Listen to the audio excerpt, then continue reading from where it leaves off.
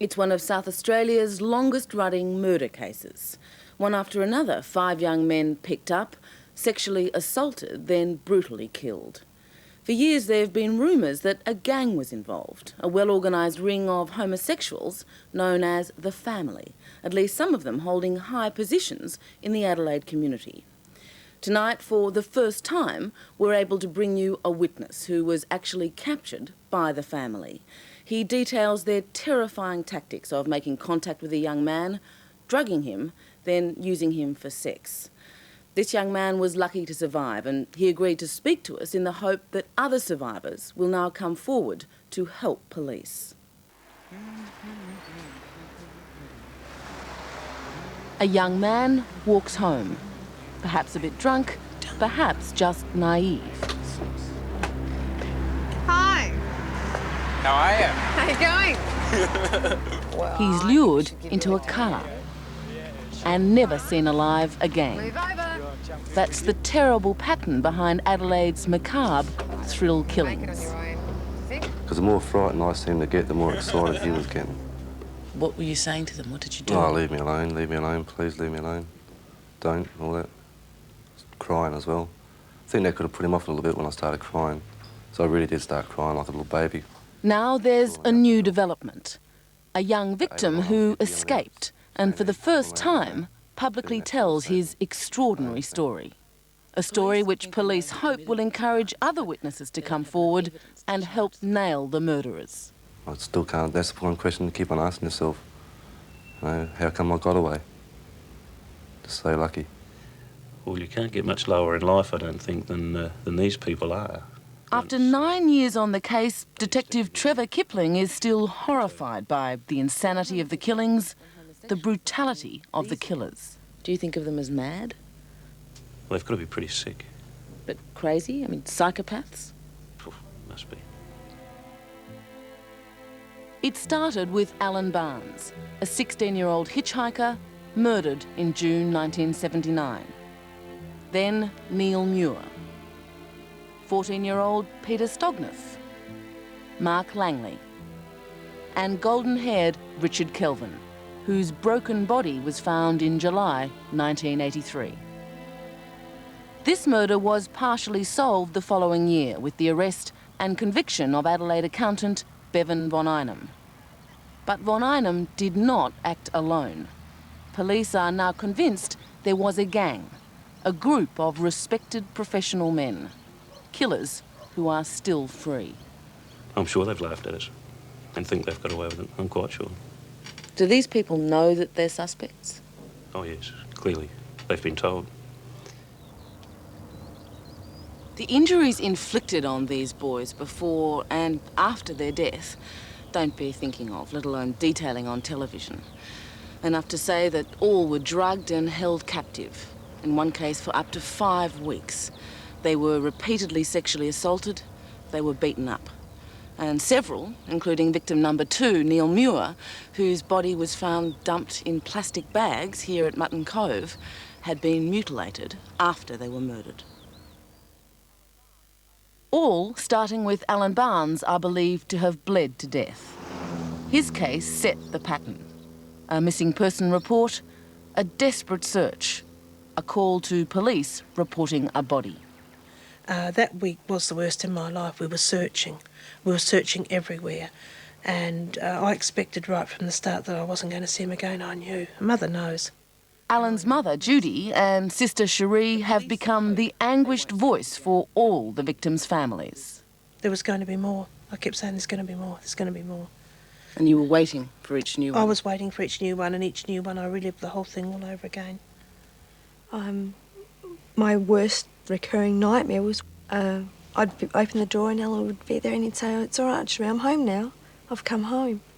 And he'd go into the mum's room and Mum would be in bed and we'd be hugging and crying because he was back and he was never going to go away again. And then a man would run through the house and shove a bottle up Alan's anus, which is how he died. It wasn't until March this year, almost 9 years after the first body was dumped, that the state officially linked the murders. At the inquest, the South Australian coroner pointed to the striking similarities in the treatment of all 5 boys.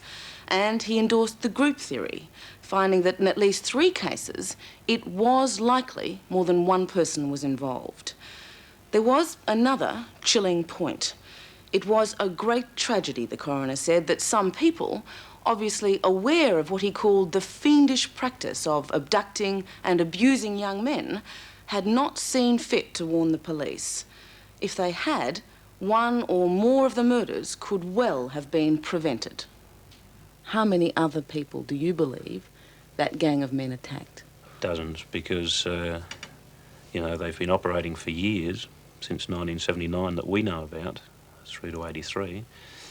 And I would say every weekend someone would have been picked up. You really do, even after all these years, want people who were attacked? Oh, yeah. How could it make a difference? It could be the difference between success and failure, arrest or non-arrest. Of the dozens abducted, only 7 have talked to the police. Just one, John, has had the courage to tell his story on national television. Though it happened 7 years ago, understandably, he still doesn't want to be identified. How have you felt about it? Oh, ashamed. Yeah, ashamed, embarrassed.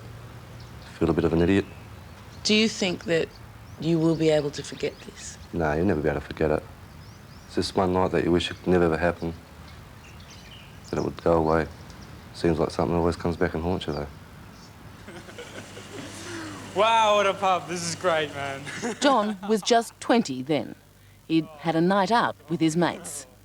What follows is reconstructed step by step from his own account. Oh, who cares, man? Oh, I really got to get home. Brim full of booze and confidence, he set out alone and walked straight into a carload of trouble. Hi. How are you? Oh, pretty good. The gang played on their young victims' fantasies. Dancing. Attractive women were the decoys, sometimes real, sometimes, as in John's case, transvestites. Well, I think we should give you a lift home, huh? Yeah. Well, you can come back to our place if you like. Party's still going on there. Party, yeah. The effect was the same, Some more girls turning up. Yeah. an offer too good to refuse. Why not? Yeah, great. Let's go. Yeah, Come on, let's get go. in. Move over. Oh, wow. As the car drove off, John waved goodbye to his drinking mates who believed, as he believed, he was in for a big night. At the time, it was a simple, even show-off gesture. Look who's scored. As things turned out, though, that wave was the one really smart thing he did that night, and one of the last he clearly remembers. Having a good time? Yeah. So when are these girls getting here, hey? They'll be here soon. The party went on and on. More drinks, drugs, and finally, as they'd done so often before with so many other boys, the old-fashioned Mickey Finn.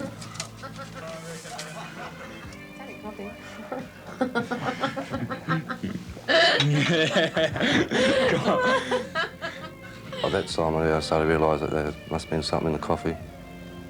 Yeah. The things started going small, big, colours, spots. Yeah. Did you say it? Did you ask them what's happening? What have you done? No, they just laughed. They were all laughing. Come on, you'll be When I got fine. up out of my chair, like, the whole room started spinning. Come on. He's a good I had nothing, boy. no control over my own mind, just nothing. Couldn't register, couldn't coordinate. Come on. That's the boy. Come on. Up. Then the light went off. Then someone else climbed in the bed. Started at the bottom of the bed, worked the way up. What happened then? Well, ended up to be a bloke. And they said there's nothing you can do about it. Thought I was a dead man, to tell the truth. Lost about 3 hours of my whole life. I don't know what happened after that. I just passed out.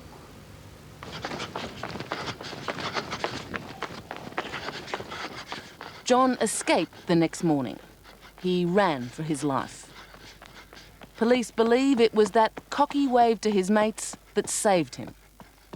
The people in the car knew they'd been spotted, What they didn't know was that John would eventually pass on vital clues, leading to a breakthrough in the Richard Kelvin case.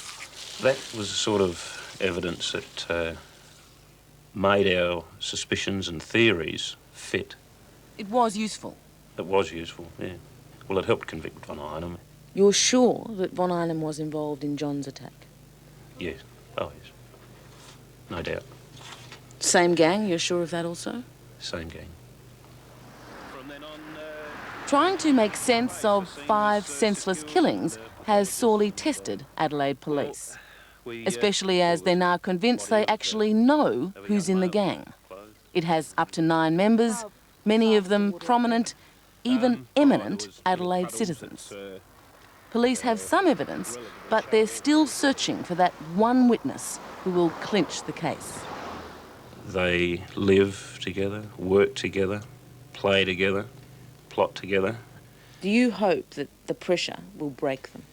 If we can keep pressure up at the right time, in the right place, in the right areas, sure, it helps to break up the happy family, doesn't it? Do you think of it as a happy family? Well, they are at the moment. We call them the old school Thai gang. We know they all hold very, very responsible positions. We know that they're homosexual deviates and they have formed a gang, and that they sort of picked off young, good-looking lads one after another. How high up are we talking? About as high as you can get. You could find them if you wanted to. I've seen one of them, yes. If I wanted to go and look at the others, I could. It's not just the police and parents who know, or think they know, the identity of the murderers. Frankly, it is the worst kept secret in Adelaide. We've been filming here less than 24 hours, and twice people came up to tell us that they knew who'd done it. We seem to draw the unusual, the sick, the deranged killers in Adelaide.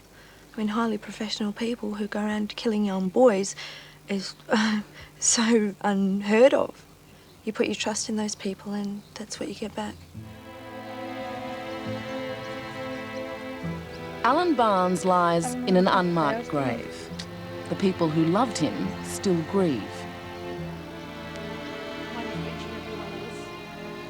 The men who killed Alan and 4 others remain free in their well-paid jobs. The injustice of it all torments the Barnes, but it hasn't and can't shake their determination that justice will eventually be done. Nothing's ever going to bring Alan back, but if I can save one more mum going through what I've been through, then I've done something. Do you think they will act again? The minute they feel safe. The minute they feel safe. We spoke to 2 men rumoured to be members of the family. Both admitted they were friends of Bevan von Einem. One angrily agreed he was a police suspect, but denied he had anything to do with the murders. Neither would appear on camera. Hello, I'm Adam Hegarty. Thanks for watching 60 Minutes Australia. Subscribe to our channel now for brand new stories and exclusive clips every week.